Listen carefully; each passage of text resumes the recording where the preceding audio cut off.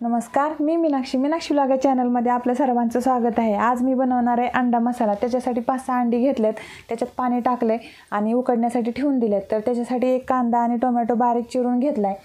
आता वाटण तयार करणार आहे मी। तर त्याच्यात खोबरं, लसूण, आल्याचे 2-3 तुकडे, कोथिंबीर आणि पाणी घालून चांगलं वाटण करून घेणार आहे। तर तयार आहे आपलं वाटण। आता गॅसवर कढई तापत ठेवली आहे। आता त्याच्यात तेल टाकून घेतलं। तेल जरा जास्तच घालायचं अंडा मसाला करण्यासाठी। आता तेल तापले। आता त्याच्यात कांदा टाकून घेतला। कांदा चांगला गुलाबी रंगावर परतून घ्यायचा। कांदा चांगला आपला परतून झालाय। आता त्याच्यात टोमॅटो टाकून घेते। टोमॅटो पण चांगला मंद आचेवर भाजून घ्यायचा, कारण दुसरं कुठलं वाटण मी भाजीला वापरणार नाही, त्यामुळे मिळून येते भाजी। आता लसूण खोबऱ्याचं वाटण टाकून घेतलंय, ते चांगलं तेल सुटेपर्यंत परतून घ्यायचं। आता घरचं तिखट, लाल मिरची पावडर, धने पावडर आणि गरम मसाला हे टाकून चांगलं मिक्स करून घ्यायचं, चांगलं परतून घ्यायचं। आता त्याच्यातच त्या भांड्यातलं पाणी मी ओतून घेतलं आहे, मिक्सरच्या भांड्यातलंच।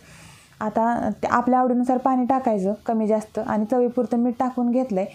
तर आता उकडलेली अंडी थंड झाल्यात, तर ही सगळी सोलून घेतली मी अंडी, आणि आता सगळ्या अंड्याचे काप करून घेतलेत असे उभे। तर सगळ्या अंड्याचे काप करून झालेत। तर आता इकडे मसाला आपला तयार झाला आहे।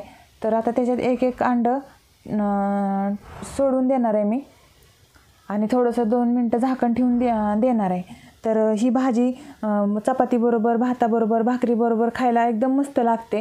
भाजीला घरात काय नसलं तर अंडी जर असली तर एकदम पटकन होऊन जाते भाजी। तर आता मी ताट करून घेते। तर त्याच्यासाठी तोंडी लावण्यासाठी कांदा, लिंबू घेतले आणि ज्वारीची भाकरी। तर डिशमध्ये भाजी काढून घेतली आहे। तर तयार आहे आपलं ताट। तर कसा वाटला आजचा व्हिडिओ? आवडला असेल तर लाईक करा, शेअर करा आणि सबस्क्राईब करायला विसरू